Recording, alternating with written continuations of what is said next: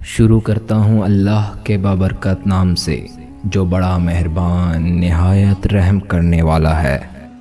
कुरान मजीद में इरशाद बारी ताला है, क्या आपने नहीं देखा कि आपके रब ने हाथी वालों के साथ क्या किया?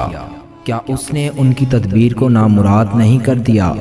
अल्लाह ने उन पर परिंदों के झुंड भेजे जो उन पर कंकरियां फेंकते थे। इस तरह अल्लाह ने उनको खाए हुए भूसे की तरह कर दिया।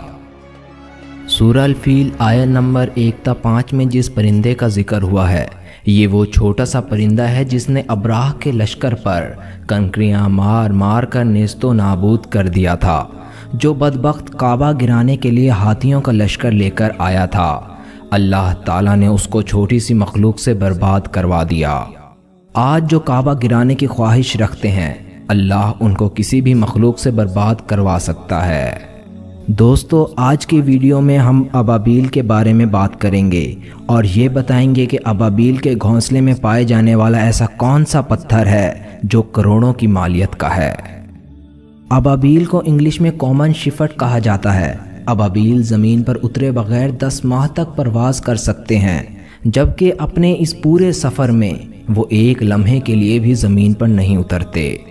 वाज़ेह रहे कि छोटी जिसामत होने के बावजूद अबाबील का शुमार दुनिया के तेज़ रफ्तार और बुलंद परवाज़ परिंदों में किया जाता है। इससे पहले तवील तरीन परवाज़ का रिकॉर्ड 6 माह था, जो अबाबील की ही एक किस्म अल्पाइन शेफर्ड के पास था। आम अबाबील ने, जिसको साइंसी ज़बान में एपस कहा जाता है, इसने ये रिकॉर्ड भी तोड़ दिया। स्वीडन की एक यूनिवर्सिटी ने डाटा हासिल करने के लिए एक नया तरीका इख्तियार करते हुए 19 शेफर्ड परिंदों का मुताला किया, तो मालूम हुआ जब ये परिंदा अपनी नस्ल नहीं बढ़ाता तो 10 माह के अरसे में 99% वक्त हवा में परवाज़ ही करता रहता है। इकोलॉजी के एक प्रोफेसर के मुताबिक आम शेफर्ड परिंदे अगस्त में अपना घर छोड़कर वस्त अफ्रीका के जंगलात की जानिब परवाज़ करते हैं। उनमें से कुछ कई रात, दिन और कुछ महीनों तक ज़मीन को नहीं छूते। करंट बायोलॉजी में शाये होने वाली इस तहकीक के मुताबिक रात को वो कम बुलंदी पर परवाज़ करते हैं और इससे अपनी तवानाई बचाते हैं। दिन में वो गर्म हवा पर तैरते रहते हैं और इस तरह दिन में भी वो अपनी क़ुव्वत को जमा रखते हैं। लेकिन ये मालूम नहीं हो सका कि ये परिंदे सोते भी हैं या नहीं। ये उड़ान के दौरान ही खाना पीना अपना जमा रखते हैं। शायद रात को ये कुछ वक्त के लिए आराम करते होंगे, मगर थोड़े ही अरसे के लिए। यूरोप से अफ्रीका तक मुसलसल नकल मकानी करते हुए ये अबाबील मुसलसल 10 माह तक बग़ैर रुके और ज़मीन पर बग़ैर उतरे परवाज़ करते हैं।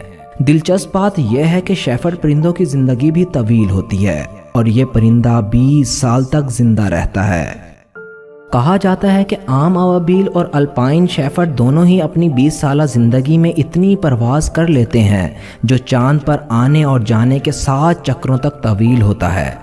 दुनिया भर में अबाबील की मुख्तलिफ इक़साम पाई जाती हैं, जिनमें सर्द इलाकों की अबाबील सरे फहरिस्त हैं। 2 किस्म की अबाबील गर्मी के मौसम में सर्द इलाकों से हिजरत करके एशियाई इलाकों की तरफ आती हैं, जबकि दूसरी किस्म के अबाबील मुस्तकिल तौर पर यहाँ पाई जाती हैं।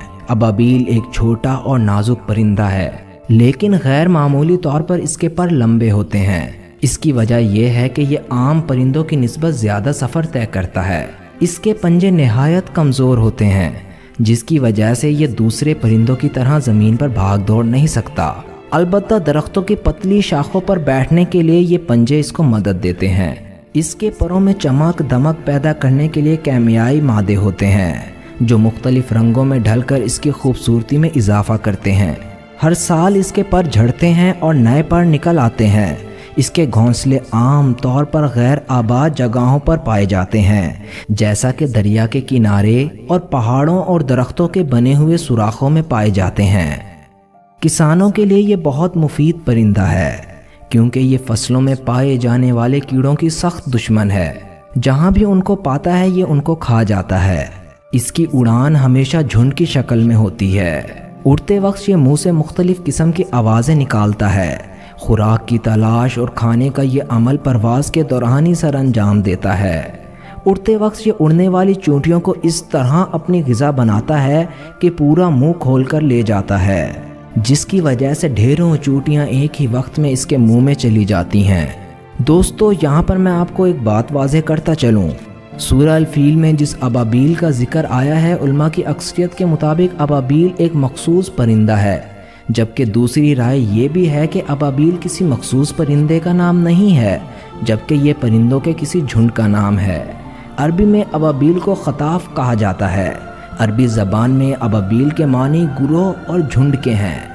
بعض کے نزدیک اس کا واحد ابالہ ہے اور بعض کے نزدیک اس کا واحد کوئی لفظ نہیں، یعنی عربی میں ابابیل کسی پرندے کا نام نہیں بلکہ پرندوں کے جھنڈ کا نام ہے۔ اب بات کرتے ہیں ابابیل کے گھونسلے کی۔ آپ نے کچھ عرصہ پہلے سنا ہوگا کہ پاکستان میں ابابیل کا گھونسلہ کروڑوں میں فروخت ہو رہا تھا۔ خطاف عربی میں ابابیل کو کہا جاتا ہے۔ یہ پرندہ اپنے آشیانے میں 2 قسم کے پتھر رکھتا ہے۔ ان دونوں پتھروں کا رنگ سرخ اور سفید ہوتا ہے۔ اس پتھر کو ہجر صنوبر بھی کہتے ہیں۔ اس پتھر سے بہت سی پراسرار داستانیں جڑی ہیں۔ اکثر جوگی حضرات بھی اپنے پاس یہ پتھر رکھتے ہیں۔ حکیم اور طبیب حضرات بھی اس پتھر کے بہت سے طبیبی خواص بیان کرتے ہیں۔ سفید پتھر مرگی کے مریض کے گلے میں مثل لاکٹ ڈالنے سے اس مرض کا دورہ نہیں پڑتا۔ یہ مردانہ طاقت میں بھی مفید ہے۔ یہ چشم بد کو دور کرتا ہے، یعنی کہ اس کو پاس رکھنے والے کو نظر نہیں لگتی۔ باقی واللہ عالم۔ ایک تجربہ کار نے بتایا ہے کہ یہ پتھر ہر ابابیل کے گھونسلے میں نہیں ہوتا بلکہ اس کو منگوانا پڑتا ہے۔ سن خطاطیف کے لیے مشہور ہے کہ ابابیل کے گھونسلے سے یہ پتھر حاصل کرنے کے لیے اس کے بچے کو زرد رنگ میں رنگ دیا جاتا ہے۔ ابابیل بچے کی بیماری کو سمجھ کر اس کے علاج کے لیے یہ پتھر لے کر آتا ہے۔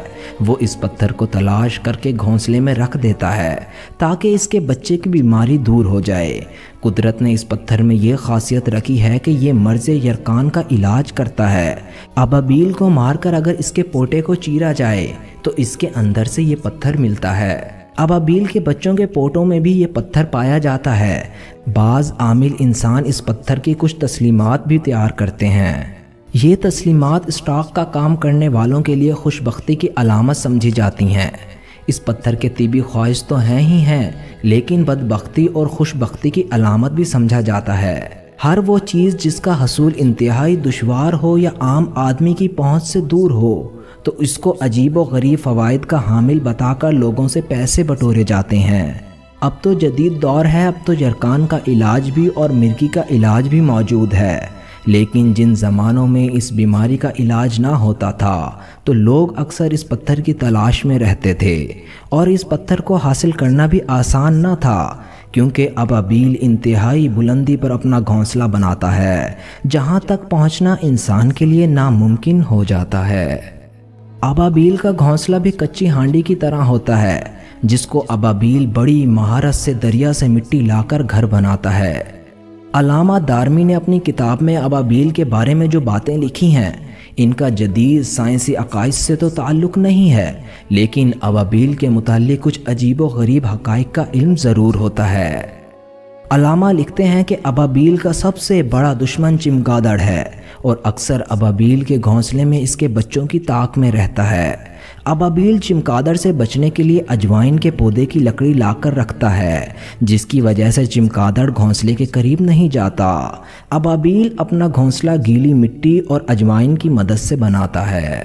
یہ گیلی مٹی سے گھونسلہ بنا کر اس میں تنکے ملاتا ہے۔ اگر اس کے بچے بیمار ہو جائیں تو وہ 2 عدد پتھر اپنے گھونسلے میں لا کر رکھتا ہے، جن کے اثرات سے بیماری ختم ہو جاتی ہے۔ یہ ایک چھوٹی سی پتری ہے جو سنگ ابابیل کے نام سے مشہور ہے۔ پرانے زمانے میں فقیر اس پتھر کی تلاش میں رہتے تھے، کیونکہ اس کو گلے میں لٹکانے کی وجہ سے مرض یرقان دور ہو جاتا تھا۔ باقی حقیقت کا علم بے شک اللہ کے پاس ہے۔